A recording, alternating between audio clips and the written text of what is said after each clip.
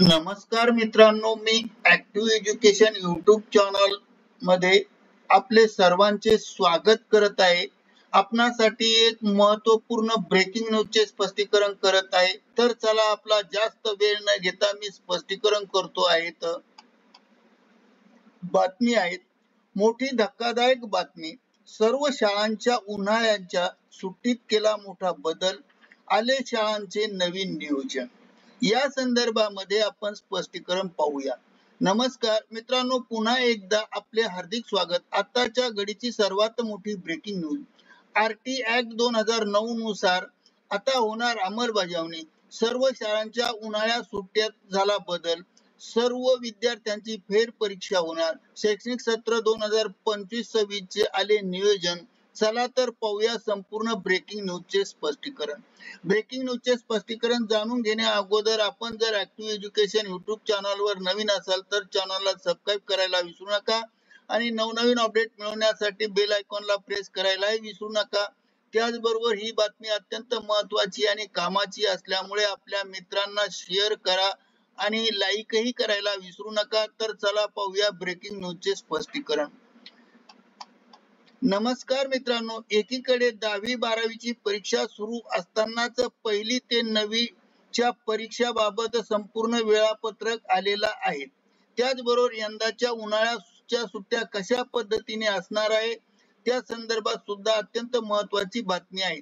यंदा शाळांना 42 दिवस उन्हाळ्याची सुट्टी असणार आहे. तर एप्रिल 2025 मध्ये अंतिम सत्र परीक्षा होणार आहेत. 5वी आणि 8वी नापास विद्यार्थ्यांना जुलैमध्ये फेर परीक्षा साठी किंवा फेर परीक्षेची पुन्हा संधी देण्यात येणार आहे. चालू शैक्षणिक वर्ष आता अंतिम टप्प्यात आले आहे. उन्हाळ्यात सुरुवात झाली आहे, म्हणजे उन्हाळा आता सुरुवात झाली आहे. एप्रिल 15 तारखेपर्यंत विद्यार्थ्यांची अंतिम सत्र परीक्षा होणार आहे.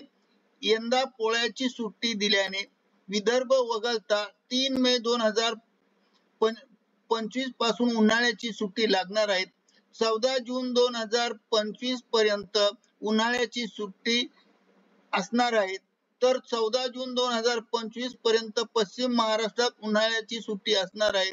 पश्चिम महाराष्ट्रात शैक्षणिक सत्र 2025-26 या सत्रात 15 जून 2025 पासून नवीन शैक्षणिक सत्र सुरू होणार आहे.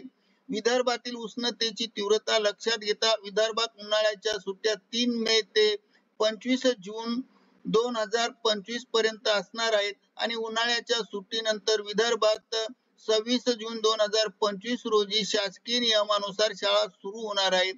शाळांना या वर्षी एकूण 76 सार्वजनिक सुट्ट्या शाळांना या वर्षात 76 सार्वजनिक सुट्ट्या असतात. याशिवाय प्रत्येक महिन्यातील 4 रविवार एकत्र करून एकत्रित 365 दिवसापैकी शाळांना 124 दिवस सुट्ट्या असतात.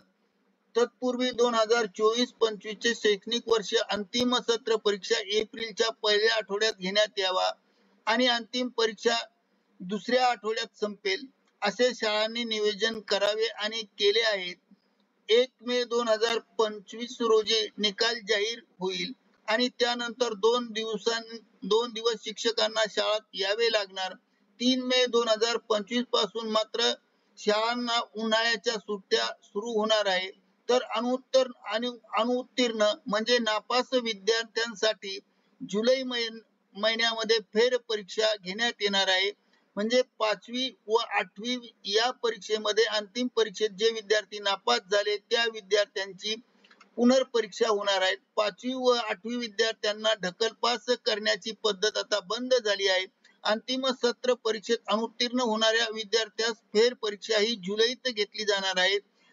त्यात उत्तीर्ण होणारे विद्यार्थी पुढील वर्गात प्रवेशासाठी पात्र ठरतील.